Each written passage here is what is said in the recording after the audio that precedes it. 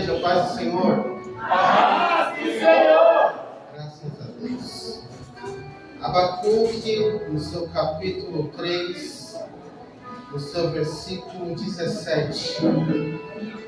Glória a Deus, exaltado o nome do Senhor.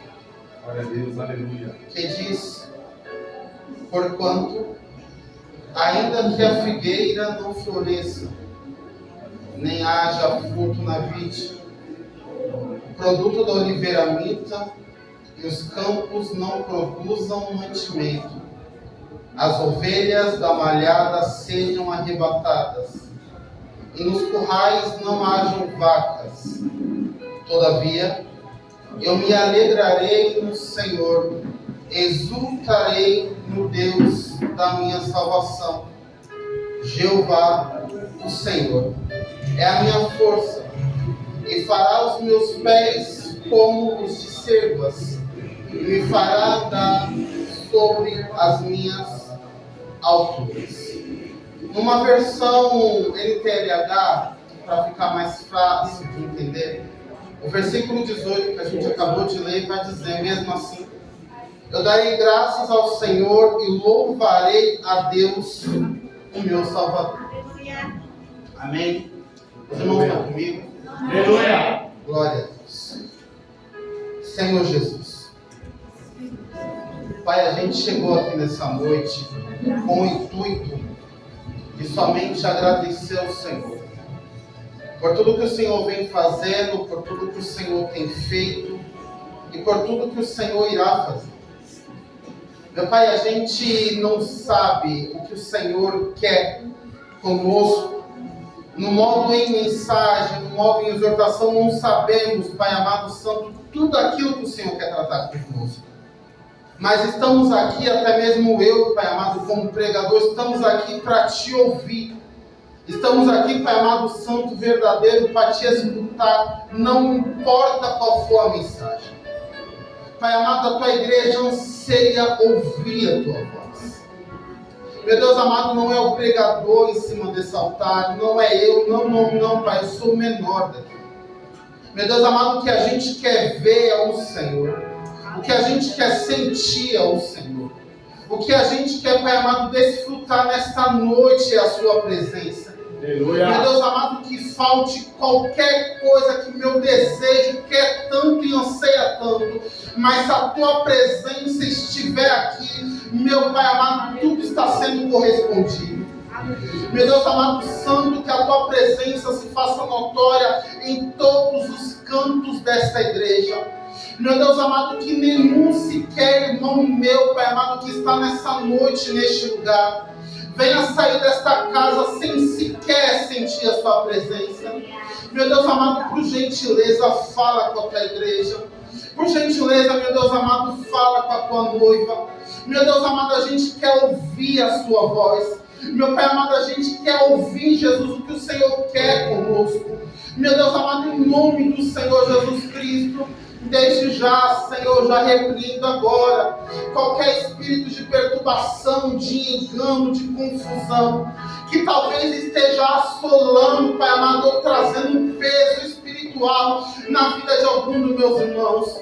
Meu Deus amado, eu repreendo qualquer, meu Deus amado, qualquer distração, qualquer, Pai amado, detalhe que faça por sequer um segundo a gente desviar nossa atenção da tua voz. Meu Deus amado santo, que não venha ser nada que venha atrapalhar, fala conosco. Meu Deus amado, se o Senhor usar 1 minuto, 2 minutos, 10 minutos, a quantidade que for, mas por favor, fala conosco. Meu Deus amado, se for palavra de amor, de ira, de exortação, meu Deus amado, não importa a mensagem, fala conosco. Meu Deus amado, não importa se ele está caído, levantado, triste, oprimido, cabisbaixo, feliz, mas por favor, fala conosco. Jesus, não se retenha. Jesus, essa casa é tua, o altar é seu, a igreja é sua. Meu Deus, quem brilha aqui é o Senhor. Por favor, fala com a tua igreja. É o que eu te peço, Senhor. E a igreja está em concordância, diga amém. Amém. Sente agradecendo, glorificando a Ele. Glória a Deus. Aleluia. Espírito de Deus. Meus irmãos, aonde a gente leu Abacuque, ele vai trazer, é um livro apenas de 3 capítulos, mas vai ser muito intenso o que esse livro vai dizer. O começo da história, e é uma história que ela tem muita conexão com outros 3 livros da Bíblia. Essa história está conectada também a Jeremias, também a Daniel. Todos os 3 livros eles estão contando a mesma história, porém em pontos separados. Daniel vai contar quando o povo já está em cativo. Jeremias vai contar da mesma sentença, mas para o povo de Israel. E Abacuque vai contar da mesma sentença, porém mais agravante ao povo de Judá. Então, mesmo que os livros estejam muito distantes na cronologia bíblica, na cronologia correta, eles estão totalmente alinhados. E o que a introdução, o que o começo de tudo, é aquele básico, é aquilo que todo mundo conhece, a história como sempre foi em Israel. E até mesmo hoje ainda é. É um povo de rebeldia. É um povo que, se a gente pegar no Antigo Testamento, basicamente completo, a gente pode tirar ali talvez 1, 2 ou 3 livros. Basicamente todo o Velho Testamento vai ter conflito entre o povo de Israel e Deus. Em um capítulo a gente vai ler que o povo está bem com Deus. Mas não vai demorar muito para um próximo capítulo ou a seguir uns 2 capítulos em sequência, a gente vê esse povo se voltando contra Deus novamente. Então o conteúdo completo, basicamente eu posso dizer assim, do Velho Testamento se passa nisso. É Deus querendo o povo para si, o povo indo, mas voltando pela sua carne, pelas suas vontades. E Abacuque agora, ele está como profeta em Judá. Mas o clima está tão tenso naquela terra, está tão complicado naquela terra, que a ira de Deus se acendeu de tal forma que talvez ela não tenha se acendido assim outra vez. A ira de Deus está tão agravante sobre aquela terra, que a sentença de Deus é levantar um inimigo para varrer todo mundo daquele lugar. Peterson, o que está acontecendo lá? Idolatria. Peterson, o que está acontecendo lá? É desigualdade social. A gente não está falando nem somente do lado espiritual. O povo ali, a sociedade, todo mundo que compõe ali, estão se virando um contra o outro. Basicamente, se Deus não intervisse, pouco tempo depois eu não desconfiaria que aconteceria uma guerra civil. Por quê? Porque os ricos estão tomando dos pobres. Para quê? Para que os pobres ficam estagnados, não consigam fazer nada. E eles consigam ter mais aquisição. Para quê? Para nada, só para ter. Então a terra está funcionando dessa forma. O rico quer ficar mais rico, e aquele que tem pouco, ele quer tirar esse pouco para que não fique mais nada. A prostituição está naquela terra. A desigualdade está naquela terra. A morte espiritual está naquela terra. Peterson, como assim o povo se virou tanto para outros deuses que não tinha mais conexão alguma com Deus? E deve ter uma meia dúzia se perguntando, ele está louco, o culto não era sobre isso, é sobre gratidão. Eu chego lá. Então o clima em Judá, se eu posso dizer por Jeremias também, o clima em toda Israel está dessa forma. Um povo que se virou contra Deus, está distante de Deus, está desconexo de Deus, não está junto com Deus. Eu fico bobo. Se a gente pegar o Velho Testamento, a gente vê declarações tão lindas de Deus. Eu não vou dizer na forma humana, mas eu digo num sentimental tão profundo. Deus basicamente, se eu posso assim dizer, se declarando ao povo de Israel. Jeremias 2, se eu não estou estou enganado, ele vai falar um pouco desse amor que ele tem por aquela terra, por aquele povo. Mas apenas o sentimento de Deus, ele não está sendo suficiente para aquele povo. Por quê? Porque quando chegar a dificuldade, um sentimento, ele não encobre a necessidade. Então eu preciso de algo palpável. Eu vou fazer um Deus que eu possa ver, que eu possa sentir, que eu possa estar perto dele. Ah, Jesus. Papai.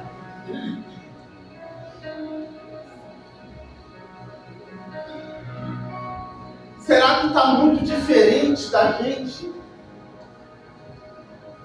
Será que está muito diferente dessa geração? Faz tanto tempo, pastor, que Deus me dá uma palavra assim. Desculpa quem não gostar, é a palavra de hoje que Deus quer para nós. Coma quem quiser, está na mesa. Aleluia. Será que está tão diferente da gente? Peterson, o que muda da gente para aquele povo, sinceramente? Nem sei mais direito. A gente tem se distanciado de Deus por poucas coisas tão banais. Vai um irmão pisar no meu pé, ah, meu Deus do céu, eu não piso nenhuma igreja, porque toda igreja é assim. A gente se afasta de Deus por causa de homem. Melhor dizendo, nunca esteve nem perto de Deus.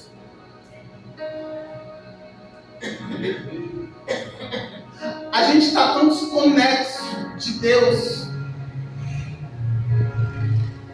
Eu não quero afetar ninguém, eu vou falar de mim, talvez alguém esteja levando para o pessoal. Eu estou tão desconecto de Deus que coisas banais estão me deixando fora ou distante dele. Dias tristes falam mais alto do que a presença dele. Dias de dor falam mais alto do que o amor dele. Dias de luta falam mais alto do que o consolo do Consolador. Ah, Jesus. Pai. Aí o povo, nesses dias, eles fazem isso. É como quando escolheram o seu primeiro rei. Deus sempre foi o rei de Israel, mas o povo queria tanto ver alguém sentado numa cadeira que negou o reinado de Deus para colocar um homem no trono. Para quê? Somente porque eu preciso ver. Mas nem tudo que a gente vê supre as nossas necessidades. É verdade. Nem tudo que a gente vê, nem tudo que a gente sente palpável é necessário para substituir a presença de Deus. É necessário para encher a nossa alma. Ah, meu Deus.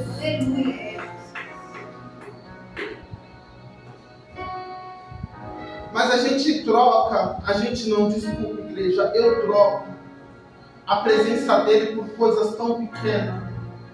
Eu troco a presença dele muitas vezes por uma TV. Eu troco, não estou falando de vocês, estou falando de mim. Eu troco muitas vezes a presença dele por uma Netflix. Eu troco muitas vezes a presença dele para ficar em casa. Eu troco muitas vezes a presença dele por um desânimo. Eu troco muitas vezes a presença dele por um desafeto, porque alguém me entristeceu, porque alguém me magoou. Eu troco muitas vezes a presença dele porque eu olhei mais para o homem do que eu olhei para Deus. Ah, Pedro, como sou falho. E a gente vai se distanciando de Deus. Aí acontece o quê? A nossa vida não é a mesma. Por quê? Porque a nossa incredulidade, desculpa de novo, a minha incredulidade, ela fala tão alta que no dia que eu mais preciso dele, a minha incredulidade falou tão alta que ela diminuiu tanto a minha fé que eu já não tenho mais conexão alguma com o altar de Deus.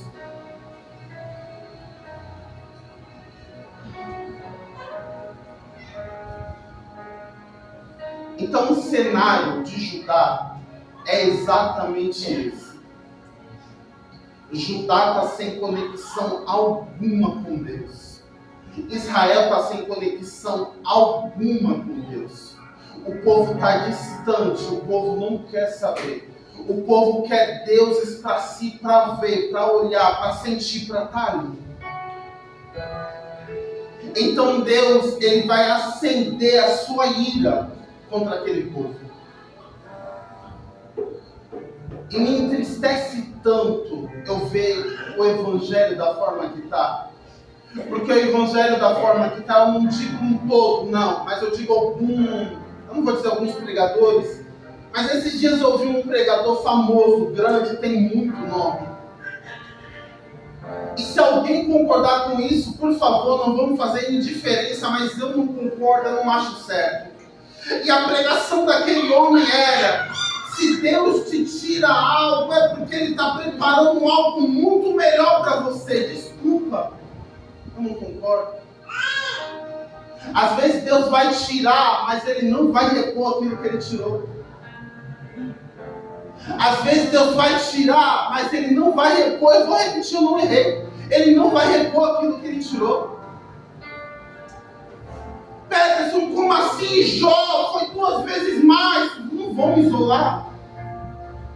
Às vezes, para Deus preservar a alma de um crente, Ele tira algumas distrações para preservar ele de pé. Verdade. E a gente fica naquilo: isso é meu, isso não sai, isso não sai, isso não sai. Aí como Deus fecha a porta que Ele abriu, não acredito. Irmão, Ele dá, Ele tira.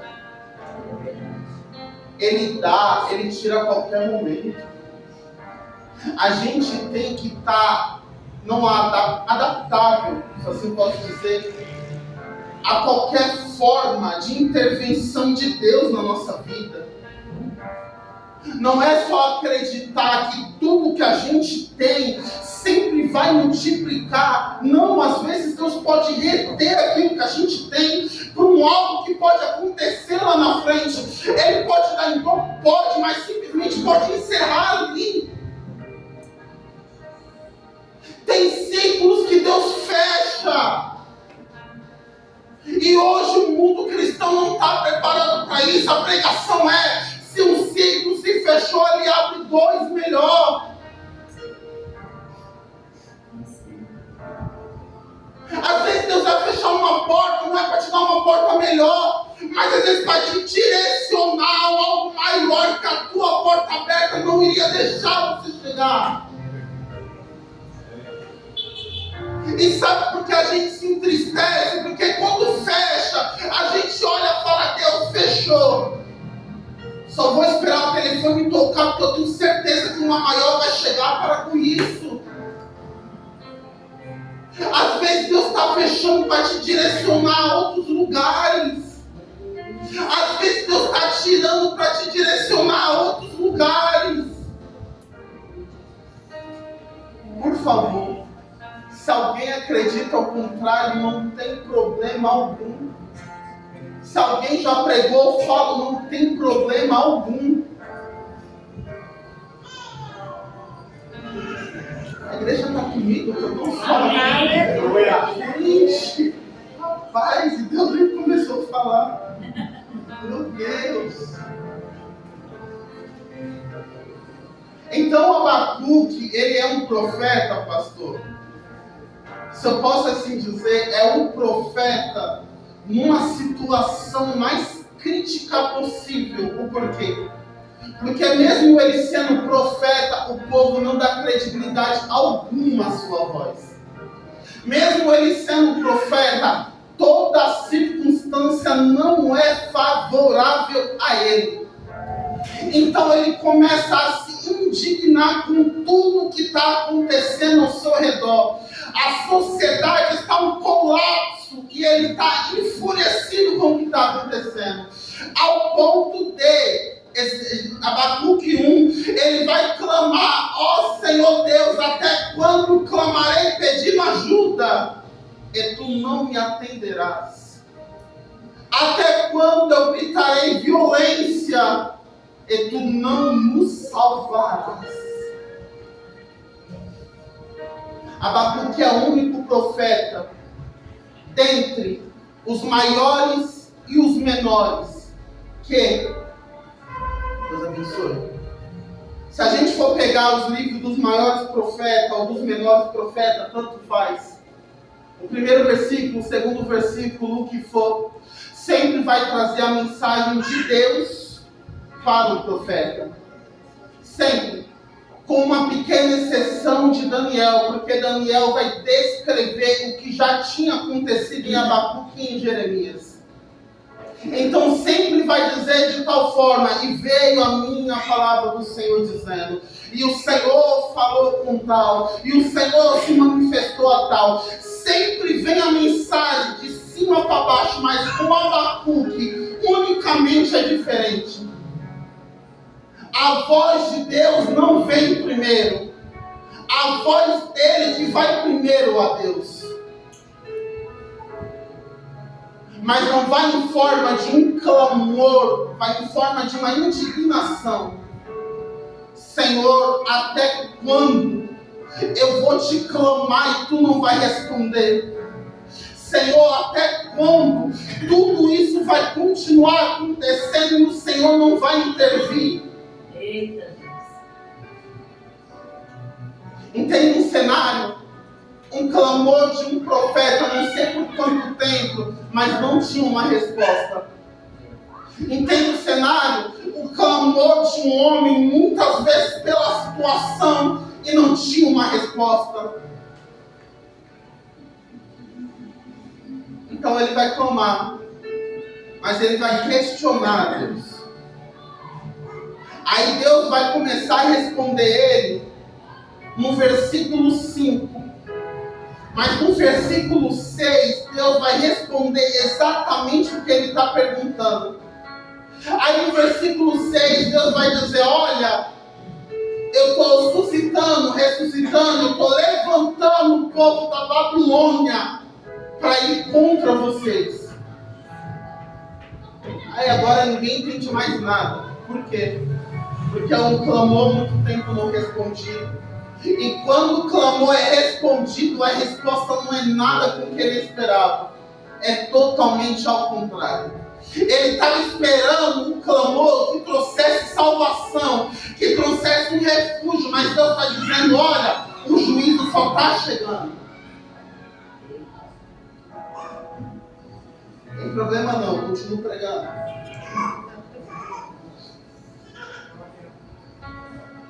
Então Deus vai dizer: olha, eu estou suscitando os babilônicos e eles estão indo contra vocês. Abacuque fica louco, Abacuque não entende mais nada. Aí Abacuque vai começar a dizer: tu sempre existisse, ó Senhor. Ó meu santo Deus, tu és imortal. Tu és o nosso protetor, ó Senhor. Tu escolheste os babilônios. Eles dessem força para nos castigar. Abacuque não está entendendo nada. Abacuque está com um questionamento que talvez, eu espero que não, muitos crentes sempre teve ou tiveram. Qual é? O Senhor é tão bom e como o Senhor está permitindo tudo isso acontecer. O clamor de Abacuque, o questionamento de Abacuque é justamente esse.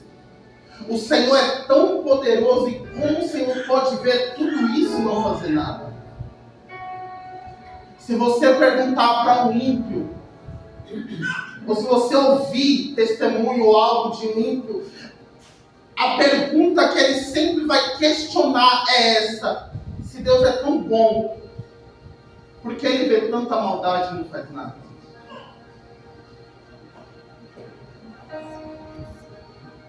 Se Deus intervisse em toda a maldade que há no mundo, eu não digo intervisse, mas eu digo exterminar, ele não seria Deus.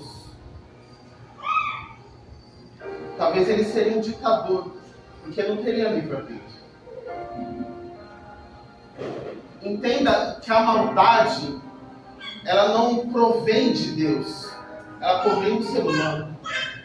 Uma coisa que Deus não interfere na vida de ninguém, seja ímpio, seja crente, cristão, o que for, Deus não interfere no livre-arbítrio de ninguém. Infelizmente, vai ter gente que vai querer matar. Infelizmente, vai ter gente que vai querer se matar. Se Deus intervisse, irmãos, tudo seria tão fácil. Era só no jardim, Deus tira a árvore, pronto, acabou os problemas. Mas não. Deus permite que a humanidade faça as suas escolhas. E Abacuque está tão decepcionado que ele não está entendendo isso. Ele quer que Deus tire toda pessoa mal que está causando encrenca ali ao redor. Mas posso dizer, vai ter. É inevitável. Vai ter isso ao seu redor.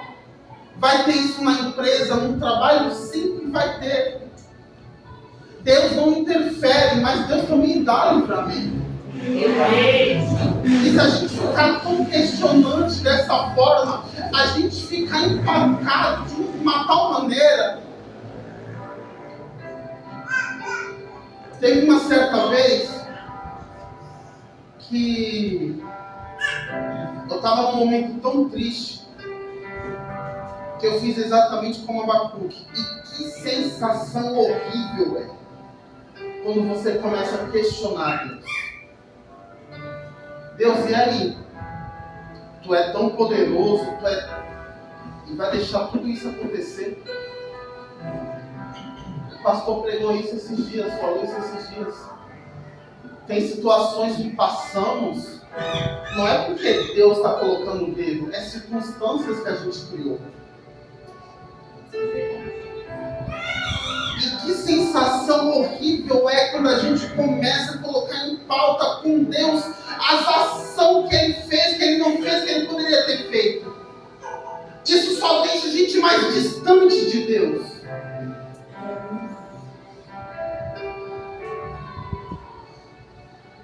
Vou correr.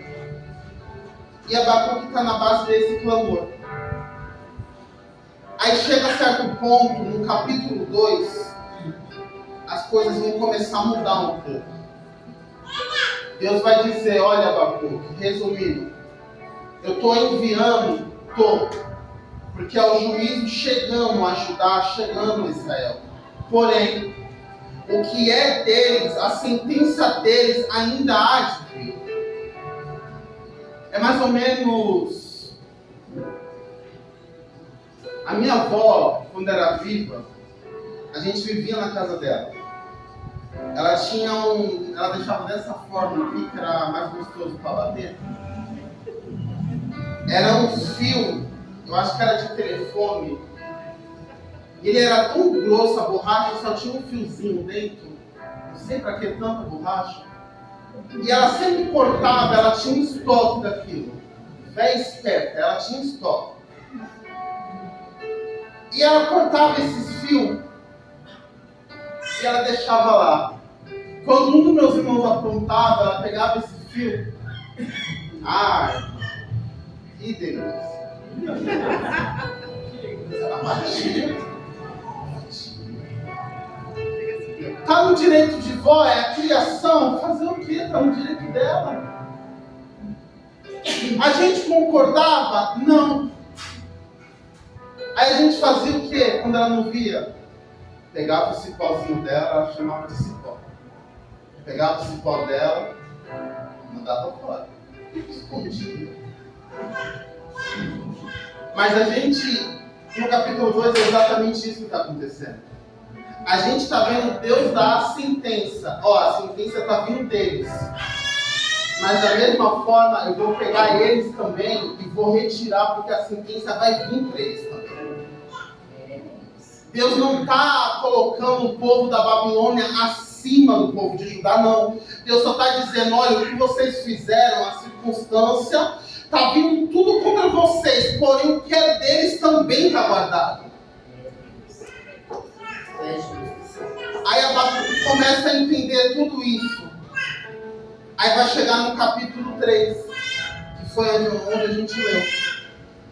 E no capítulo 3, quando ele entende tudo isso, os questionamentos dele estavam errados, porque a justiça de Deus não falha, ele vai começar a mudar o seu modo de ver. E ele vai agradecer a Deus, fazer uma oração em louvor. Aí no versículo 17, que foi onde a gente leu, ele vai cantar, ele vai orar, da forma que você quiser entender. Aí ele vai dizer, ainda que a figueira não produzam frutas, e as parreiras não deem uvas, ainda que não haja azeitonas para apanhar, nem trigo para colher, ainda que não haja mais ovelhas nos campos, nem gado nos currais, mesmo assim eu darei graças ao Senhor e louvarei a Deus, o meu Salvador. O Senhor Deus é a minha força, Ele torna o meu andar firme como de uma corça e me leva para as montanhas onde estarei seguro. Talvez você não entendeu, eu explico. O que Abacuque está dizendo é, Senhor, eu sei de todas as suas sentenças, agora está tudo claro para mim. E que tudo não ocorra da forma que eu queira, da forma que é um agrado para nós que acontecesse. Mesmo assim, eu confiarei no Senhor. Aleluia. Abacuque está ensinando uma lição que, por favor, tem que servir para a gente isso. Não é porque tudo está dando errado que não está nos planos de Deus. Não é porque tudo está, no nosso ver, está tudo caminhando de forma ao contrária, não está caminhando certo, não está caminhando correto, da forma que a gente queria, fugiu das mãos de Deus. Não, tudo é plano dele, da forma que está acontecendo. Talvez a gente não esteja hoje onde a gente queria estar. Eu não estou onde eu queria estar. Meu Deus, como eu queria estar, Deus sabe aonde. Mas eu sei que tudo coopera. A Ivone, na sua oração, ela frisou muito isso. Tudo coopera para o bem daqueles que amam a Deus. Está amando a Deus? Está servindo a Deus? Está sendo fiel a Deus? Então está tudo cooperando para o plano dele. Oh, aleluia.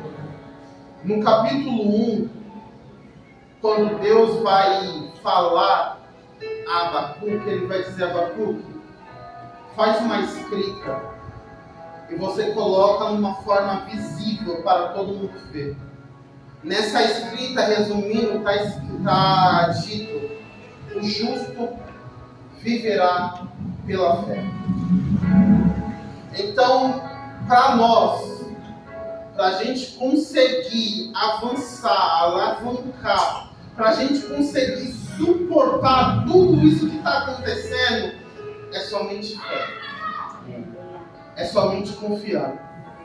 A situação está crítica. Deus disse lá em Jeremias, se eu não me engano 2, ele disse para Jeremias, mesmo se Samuel ou Moisés me pedisse para que fosse contrária à minha decisão, eu não voltaria atrás. Tem coisa que está firmada por Deus e acabou. Aleluia. Só basta a gente ter fé, confiança, que tudo vai correr da forma que Ele quer. Ainda que a figueira não floresça, é o seguinte, mesmo que tudo dê errado, eu vou continuar acreditando e confiando. Mesmo que tudo fuja dos padrões que eu quero, eu vou continuar confiando em Deus e pronto. Vai ter dia que vai ser assim. Vai ter dia que a figueira vai faltar. Vai ter dia que não vai ter fruto. Vai ter dia que não vai ter malhada. Não vai ter dia que não vai ter vaca. Vai ter dia que não vai ter. Vai ter dia que não vai ter providência, irmão. Nem todos os dias a gente vai conseguir algo palpável que seja para a gente se reunir todos os dias. Mas o que Deus está nos exortando é, até nesse dia seja grato. Aleluia. Foi como o Gabriel falou, a nossa gratidão parece que ela está interligada somente aos dias bons. É tão gostoso dar glória no dia, mas como é bom. Eu vou falar de mim, como é bom dar glória num dia que eu vendi muito. Nossa, que delícia é da glória. Que delícia é da graça. Mas como é da graça no dia que não vender nada? Como é da graça no dia que tudo der errado? Seja grato em tudo. Eita, glória. Seja grato no bom, seja grato no ruim, seja grato no ótimo, seja grato no escândalo. Seja grato em todas as situações. Glória a Deus. Talvez a mensagem não seja a que você queria, tomei aí. Mas vamos aproveitar o que Deus está dando. Aleluia. É a gente ser grata em todas as etapas. Porque somente assim a gente vai conseguir perseverar em fé e alavancar, seja em nível, seja... Quando a gente deixa de ser grato a Deus, até a nossa fé diminui. Por quê? Porque quando a gente deixa de ser grato a Ele, o que a gente está dizendo? Não teve interferência de Deus nisso. Então não tem por que eu agradecer. Ou se não, foi algo tão ruim que não tenho por que eu agradecer. Irmão, agradecer é até maturidade. Agradecer é até maturidade. Porque quem agradece no dia ruim é porque está se tornando uma pessoa mais madura. Porque quando a gente não era maduro, a gente chegava no dia ruim e a gente fazia o quê? Batia o pé igual uma criança mimada. Senhor, o que é isso? Ah, eu estou indignado. Olha, Senhor, o Senhor vai ficar de castigo. Não vou falar com o Senhor um mês. É ou não é? Até hoje, irmão, se bobear. Se Deus não der o que a gente quer, a gente fica sem falar com Ele por meses. E eu falo meses, eu não estou sendo expressivo para mais, não, é verdade. Eu já passei por isso, irmão. Eu já passei em momentos de escassez que nem orar eu queria. Não adianta a gente dar de super crente, não. Porque até nesses dias temos que ser maduros. E temos que ter fé para sobreviver nesses dias, dando graça e glorificando. Glória a Deus. Nem todo dia vai ser bom, mas agradeça. Nem todo dia vai ser ruim, mas agradeça. Aleluia. Agradeça porque você está sendo mais que vitorioso, por estar firme e forte. Talvez você está dizendo, não estou firme e forte, meu irmão. Você está sentado aqui. Você rompeu tanta barreira para chegar aqui. Talvez o cansaço, o desânimo. Talvez você chegou do emprego falando, eu só queria um chuveiro. Friozinho porque está calor em minha cama. Mas hoje, se a gente pode pensar, nossa, mas são barreiras tão simples. Pensa assim, não, você está rompendo ela da mesma forma. Seja pequeno, não. Glória a Deus. Você poderia estar hoje saindo por aí. Você poderia hoje estar triste, depressivo em casa. Você passa por tanta coisa que nem mesmo você sabe como você está em pé. Você passa por tantas complicações diárias que você nem sabe como você está glorificando a Deus ainda. Mas mesmo assim está firme e forte na fé, confiando nele, acreditando nele. Então é esse princípio que a gente não podemos tirar da gente. É ser grato todos os dias, porque a gratidão nos trará maturidade para qualquer circunstância que venha acontecer. Estava propagado no meio da cidade, se assim eu posso dizer, os fiéis, os justos viverão pela fé. Deus não estava colocando lá, os justos eu vou suprir, eu vou fazer isso, não. O justo vive pela fé, acabou, irmão. Tá ruim, tenha fé que vai melhorar. Tá bom, tenha fé que Deus vai melhorar mais ainda. Somente agradeça. Eu não vou mudar nada que eu disse, talvez não era assim que você queria, foi assim que foi para você, está maravilhoso. Então tome isso para a sua vida, e aqui eu encerro, porque eu não vou exceder o horário. Toma isso para a sua vida e não desista, irmão. A gente está vivendo num tempo tão complicado, espiritualmente dizendo. Se assim eu posso dizer, talvez é um dos piores tempos cristão que a gente está passando. A gente está vendo barbaridades acontecendo. E eu digo isso dentro de igrejas. Fica meia hora na internet que você fica louco com o que você vê. É escandalizador, não sei falar, é mais ou menos isso daí. É avassalador, uma palavra mais bonita. O que está acontecendo, eu adoro essa palavra. O que está acontecendo? Nós estamos num tempo complicado. Você quer ver isso? Toma, por exemplo, um culto nosso, eu vou falar de nós. Toma, por exemplo, um culto de domingo. Tenta lembrar quantas pessoas faltam. Eu não digo faltam porque não veio o culto, mas sim porque não está mais conosco. Faz o seguinte, faz igual esses dias eu fui ver uma foto, pastor, de eu acho que uns 3 anos atrás, 4 anos atrás. Quanta gente a gente já nem mais vê. Ai, Peterson, por que, irmãos? A opressão espiritual que a gente está passando é tão grande que se a gente não persistir em fé, fácil a gente cai. Está tudo tão complicado lá fora que você peca por mínimas coisas. Então a palavra para nós essa noite é exatamente essa. Vigia seus passos. Não desvia do que o Senhor está pedindo para você. Não se tenha por quantidade, mas se tenha por qualidade. Aleluia. Tenho certeza que Deus tem muitas coisas boas para a minha vida, para a sua vida, no contexto geral para essa igreja. Mas saiba também administrar todos os seus dias, seja bom ou seja ruim, para que naquele grande dia não falte nada, para a gente poder entrar com Ele naquele dia. Aleluia. Então, irmãos, essa palavra simples, mas eu creio que sucinta, eu encerro aqui. Eu peço para a igreja, aplauda o nome do Senhor.